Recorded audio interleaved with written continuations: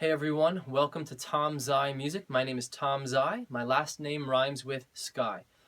So the title of this video is The Lie About Studio Monitors, and the reason I'm doing a video on this is I was searching YouTube and something came up in the title about do you even need a pair of studio monitors?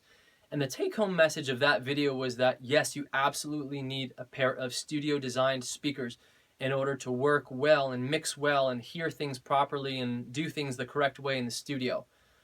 So there may be some truth to that statement, but for the most part, I really don't agree with a lot of what was in that video. The reason being is that basically it doesn't matter what you use to listen on. It could be headphones, it could be speakers, home stereo speakers you've grown up all your life listening to.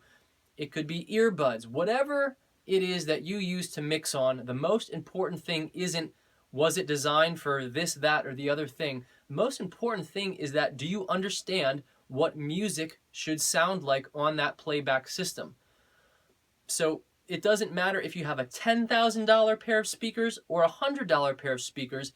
If you know what a vocal or a snare drum is supposed to sound like on either one of those speakers, then you really should be able to mix well on either one at either end of the price range. Now, granted, I use monitors myself. I have some behind me here, but that's just because what works well for me and what I can work quickly on.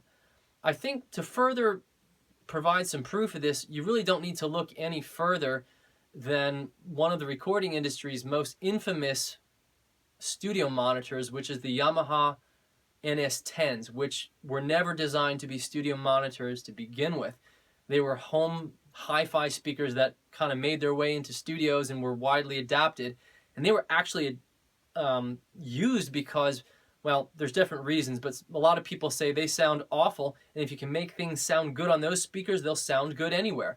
They're definitely not speakers where they represent bass and mid-range and high-end evenly and beautifully better than any other speaker.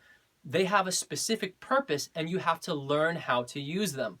And I think that's the bigger point I'm trying to get with all this is you don't need studio monitors to do things. You need to learn whatever playback system you have, headphones, computer speakers, or monitors, whatever it is. If you learn it and know how that speaker should sound, you'll mix just fine with them. And to go along with this, one of the ways in which you can improve your ability to do that on whatever system you have is using reference material. And by that, I mean take songs that you know by heart, inside and out, in your sleep, how they should sound. You know the lyrics, you know everything. Songs you love that you know how they should sound, play them on whatever speakers you're listening to. That way you can use that as a frame of reference as to what your speakers sound like. And I would also do that while mixing and while recording. It can never hurt to every 10, 15, 20 minutes play some of the reference track, the song that you know well, compare it to what you're doing with your own mix or your own project, and then you can know, are you in the ballpark of where things should sound? And it doesn't matter what type of speakers you use to do that, anything will work. So basically, I just want to tell people, don't get so caught up in the studio monitor moniker. Just use whatever you have, use what works. It doesn't matter what it is, and just make good music with it. Learn it, know it, and use it. Thanks so much for watching. That's all for today, but please check out further episodes in the future, and if you like, please consider subscribing. Thank you so much. Talk to you soon.